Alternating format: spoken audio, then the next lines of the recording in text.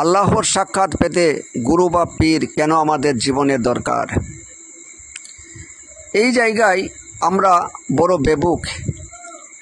কারণ একটা শ্রেণীর মানুষ গুরু বা পীর এর পুরো বিরোধী, যে আল্লাহর সঙ্গে কানেকশন করতে, তার সাক্ষাৎ পেতে, তার অনুগ্রহ পেতে, তার নিয়ামত পেতে আমাদের গুরু বা পীর কেন লাগবে? এই কেন লাগবে,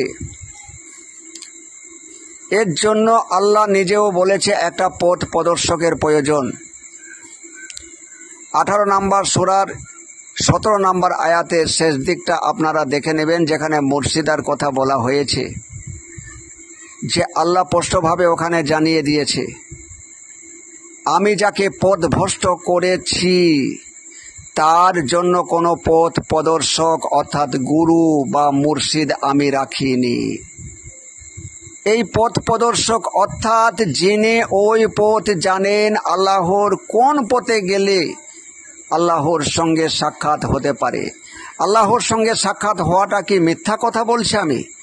আপনারা কোরআনে কি দেখেননি? সূরা বাকারাটাই আপনি প্রথম থেকে শেষ পর্যন্ত পড়তে যান, দেখুন তো সেখানে গিয়েই আল্লাহর সাক্ষাতের জন্য আল্লাহ কবার কথা বলেছে, যে যারা আমার সাক্ষাতের কামনা করে না তাদেরকে আল্লাহ অজ্ঞানী বলেছে, অজ্ঞেয় বলেছে। এই সাক্ষাতের জন্য গুরু বা পীর লাগে বা মুর্শিদ লাগে, একজন পথ প্রদর্শক লাগে। কেন লাগে তার বিস্তারিত বর্ণনা করছি। দেখুন দরদি, আমরা যখন জন্মগ্রহণ করলাম তখন একটা অপূর্ণ আমির জন্ম হলো। এই অপূর্ণ আমি নিজেকে পূর্ণ করার জন্য সে যেমন ধীরে ধীরে বড় হতে থাকলো, আর তেমনি ভাবেই সে চাইতে থাকলো নিজেকে পূর্ণ করার জন্য।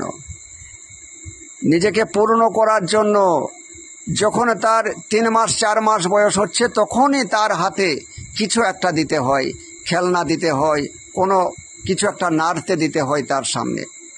তখনই তার সামনে আমরা ফুল বা এই রকমের কোনো উপভোগের জিনিস আমরা সামনে নিয়ে যাই, তার চোখের সামনে আমরা নাড়াই।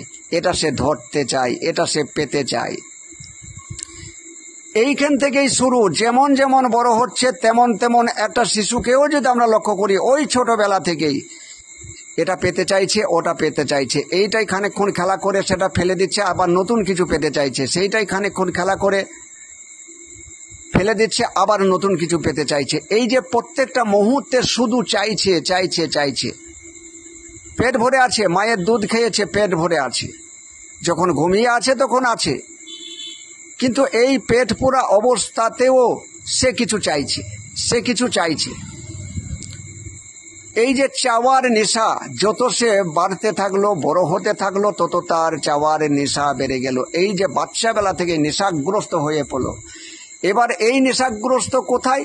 এই প্রকৃতির ওপরে। এই প্রকৃতি থেকেই সে নানান কিছু জিনিস সংগ্রহ করতে চাইছে। এই প্রকৃতি থেকেই সমস্ত কিছুই সে আমার আমার আমার আমার করতে চাইছে। একে নেশায় ধরেছে। এ সমাজে দেখেছে, নিজের পিতা মাতাকে দেখেছে, এ পাড়া প্রতিবেশীকে দেখে, যে সকলেই তো জগৎই চাই। টাকা চাই, গাড়ি চাই, নারী চাই, বাড়ি চাই, জমি জায়গা চাই, চাকরি চাই, ব্যবসা চাই, শুধু তো চাই। এই চাওয়ার নেশায় নেশায় নেশায় নেশায় সে প্রকৃতির দাসত্বের দিকে সে ঝুঁকে পড়েছে। কার দাসত্ব করছে? এই প্রকৃতির বস্তুর দাসত্ব করছে। কোথায় আল্লাহ দাসত্ব চলছে আমাদের?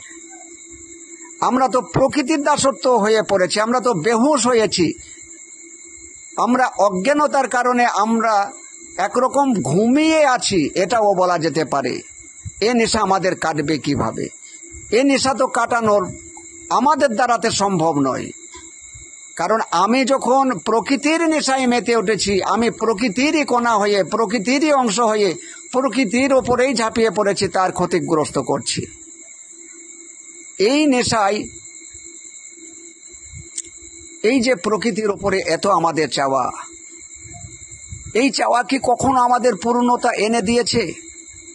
কিন্তু আমরা যখন জন্ম নিয়েছিলাম তখনই আমরা অপূর্ণ ছিলাম। অপূর্ণ অবস্থা থেকেই পূর্ণতা পাওয়ার জন্যই আমাদের আগমন, পূর্ণতা পাওয়ার জন্যই এসেছি, পিপাসা মেটানোর জন্যই এসেছি। কিন্তু সেই পিপাসা মেটানোর জন্য আমরা আল্লাহকে ছেড়ে, আল্লাহর অমৃত সুধাকে ছেড়ে দুনিয়ার দিকে ঝুঁকে পড়লাম। এই দুনিয়ার যে নেশাগ্রস্ত হয়েছি, এই নেশা কাটানোর জন্য কোন গুরু এসে আমাদেরকে বলে তুমি নেশাগ্রস্ত হয়েছ, তুমি জ্ঞান অন্ধ হয়ে আছো, তুমি বুঝতে পারছো না, সে তখন আমাদেরকে ওই গুরু তিনি কৃপা করে আমাদেরকে বুঝিয়ে বলেন যে আজ পর্যন্ত তুমি এই প্রকৃতির উপরে যা যা যা যা চেয়ে এসেছো তাতে কি তুমি পূর্ণতা পেয়েছো? তোমার 5 কোটি টাকা হলে সেটাকে 10 কোটি টাকার জন্য তুমি আরো ছুটেছো, একটা নারী পেলে 2টা নারীর পেছনে আরো ছুটেছো, তুমি কি তোমার পূর্ণতা পেয়েছো? কিন্তু তোমার করে যে অপূর্ণতা আছে, এই অপূর্ণতা এ প্রকৃতি কোনো দিন তোমার মেটাতে পারবে না। আজ পর্যন্ত এ প্রকৃতি কাউকে পূর্ণতা দিতে পারেনি, তোমাকেও দেবে না। কোনো গুরু এসে আমাদের সামনে দাঁড়ায় এবং আমাদেরকে স্পষ্টভাবে দেখিয়ে দেয় যে এই জগৎ মিথ্যা, এটা স্পষ্ট করে দেখিয়ে দেয়। গুরু বলে যে যা যা চেয়েছো তা তো পেয়েছো, তাতে কি পূর্ণতা এসেছে তোমায়? যদি পূর্ণতা আসলো তাহলে আবার চাইছো কেন? আবার যখন চাইছো তাহলে অভাব আছে, খালি আছে।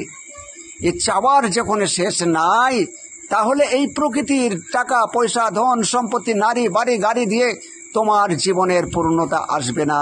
এ যেন আলিয়ার খেলা, এ যেন মরুভূমির বালি চকচক করছে, তুমি মনে করছো ওখানে গেলে আমি পানি পাবো, তুমি পানি পিপাসু, সেখানে ছুটে যাচ্ছ, সেখানে জল নাই বা পানি নাই।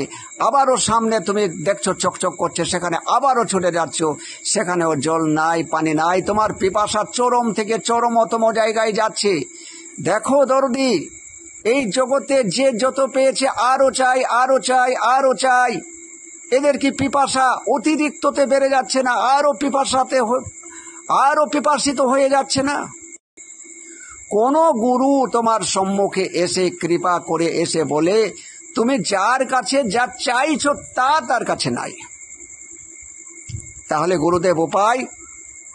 তখন গুরুদেব তাকে উপায় দেখিয়ে দেয় যে তুমি ইউটার্ন করে মুখ ফেরাও, তুমি মিথ্যাটাকে ভালো করে বোঝো। এ জগৎ মিথ্যাময়, এ জগৎ দুঃখময়, এ জগতের কোথাও শান্তি নাই। তুমি যত চাইবে ততই তোমার জীবনে দুঃখই আসবে, কষ্টই আসবে।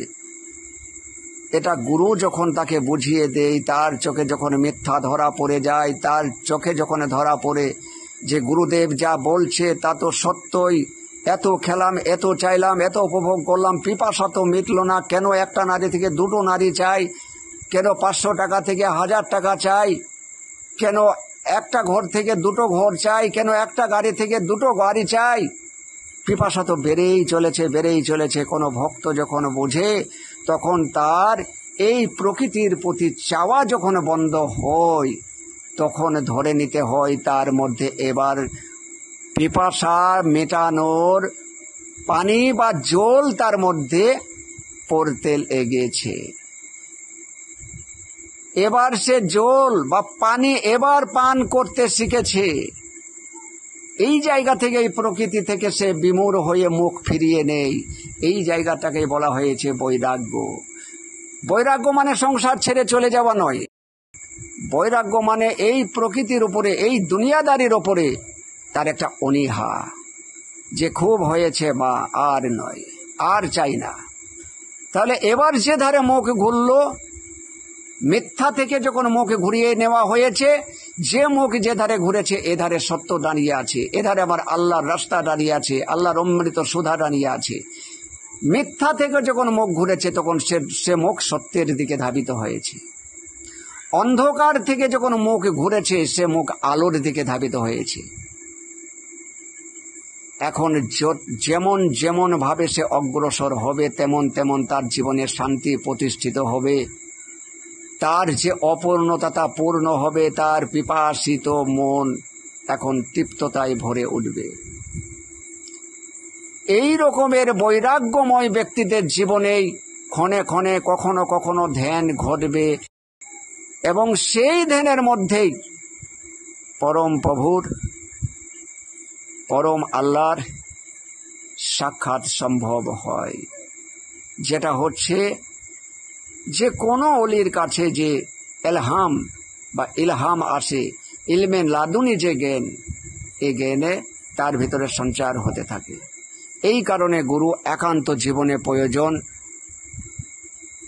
কারণ গুরু ছাড়া কখনোই ধ্যান ঘটবে না, আর ধ্যান না ঘটলে তাকে বোঝা যাবে না।